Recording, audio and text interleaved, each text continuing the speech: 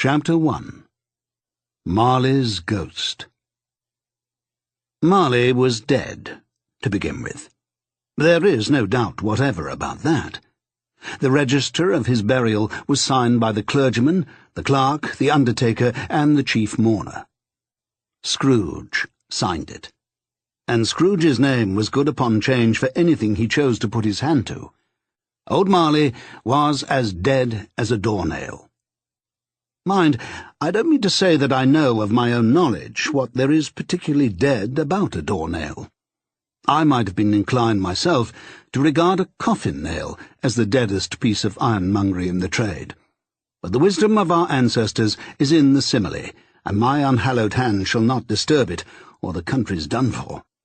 You will therefore permit me to repeat emphatically that Marley was as dead as a doornail.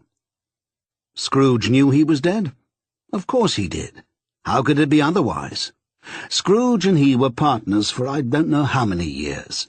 Scrooge was his sole executor, his sole administrator, his sole assign, his sole residuary legatee, his sole friend, and sole mourner.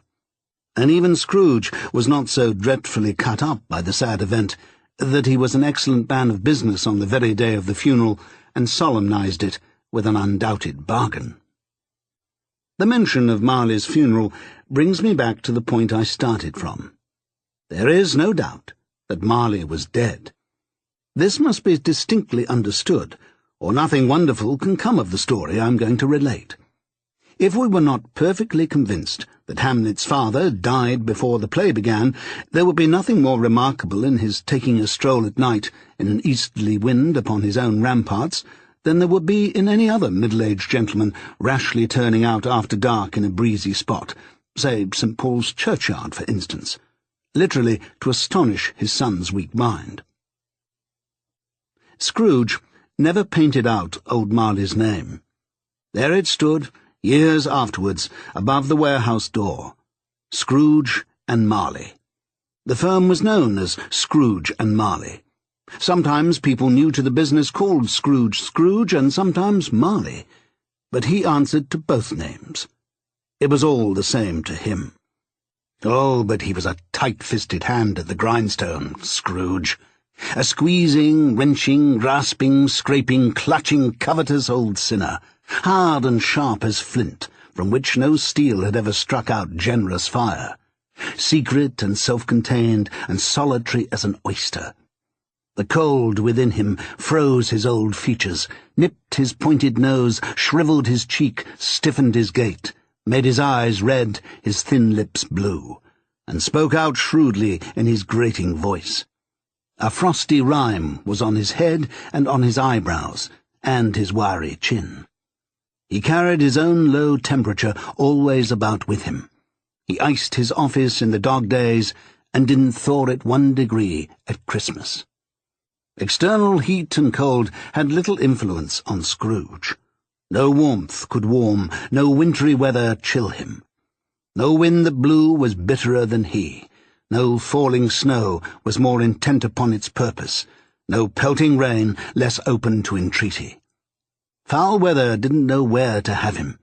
The heaviest rain and snow and hail and sleet could boast of the advantage over him only in one respect.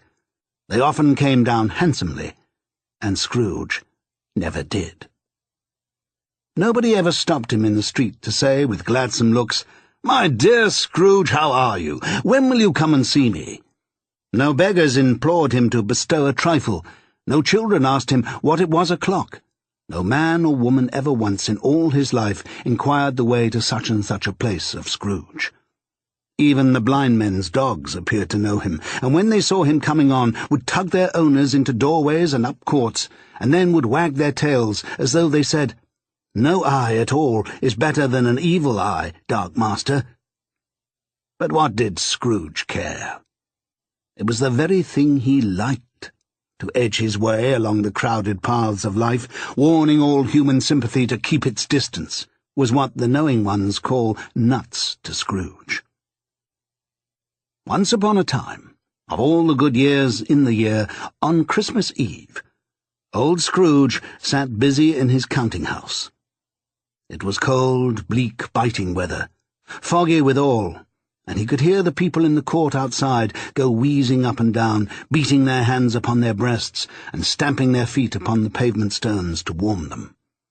The city clocks had only just gone 3, but it was quite dark already.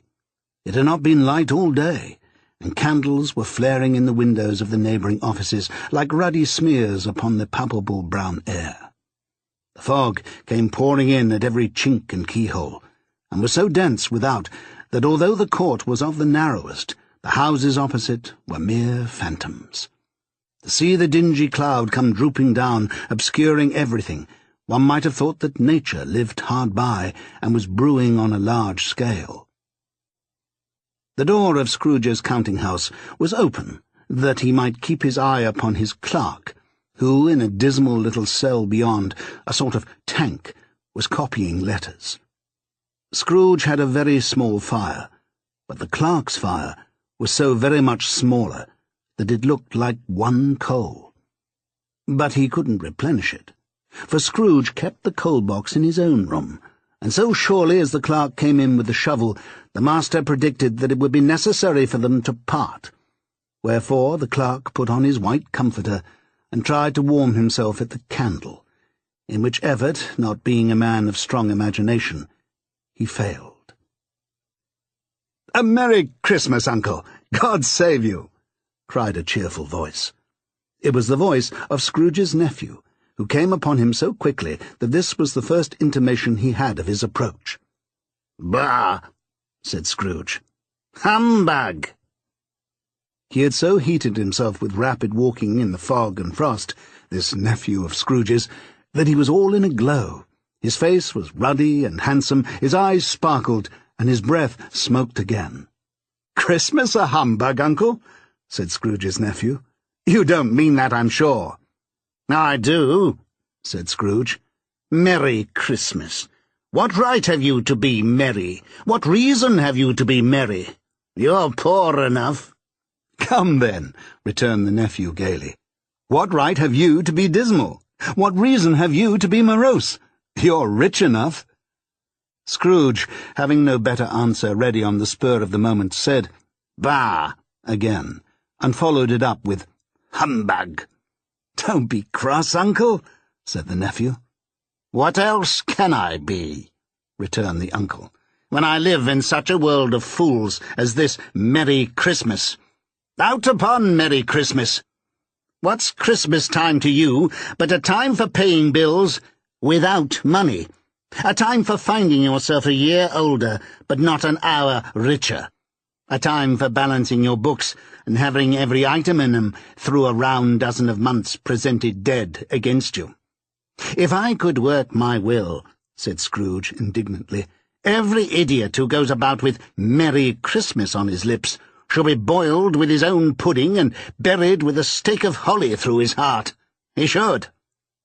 "Uncle," pleaded the nephew. "Nephew," replied the uncle sternly, "keep Christmas in your own way, and let me keep it in mine." "Keep it?"